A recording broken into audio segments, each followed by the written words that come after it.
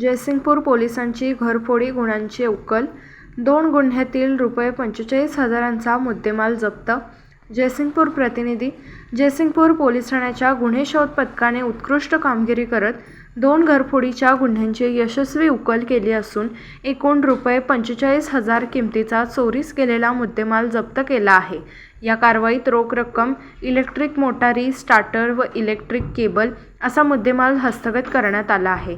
पहिल्या गुन्ह्यात गुन्हा रजिस्टर नंबर 290/2026 3 ऑगस्ट 2026 रोजी जयसिंगपूर येथील कार्यालयातून चोरीस गेलेल्या ₹40,000च्या रोख रकमेचा तपास लावून आरोपी रोहित बाबासाहेब चौगुले राहणार शिर्टी तालुका शिरोड यांच्याकडून ₹40,000ची रोकड, ₹500च्या 80 नोटा जप्त करण्यात आली.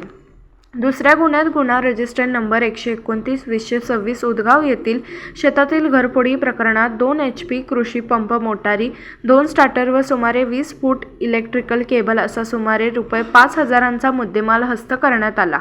या प्रकरणी समर्थ सुनील कदम, ओंकार तुकाराम पाणकर व शिवा दिलबहार थापा यांना ताब्यात घेण्यात आले. ही कारवाई जिल्हा पोलीस अधीक्षक निलोप्पल, अपर पोलीस अधीक्षक अण्णासाहेब जाधव व उपविभागीय पोलीस अधिकारी अमोल ठाकूर यांच्या मार्गदर्शनाखाली पोलीस निरीक्षक संतोष गोरे यांच्या नेतृत्वाखाली गुन्हे शोध पथकातील अधिकारी व कर्मचाऱ्यांनी केली. जयसिंगपूर पोलिसांच्या या धडाकेबाज कारवाईमुळे घरफोडी करणाऱ्यांवर प्रभावी अंकुश बसवण्यास मदत झाली असून गुन्हे उघडकीस आणण्यात गुन्हे शोध पथकाच्या कार्याचे सर्वत्र कौतुक होत आहे. SK news Jaysingpur.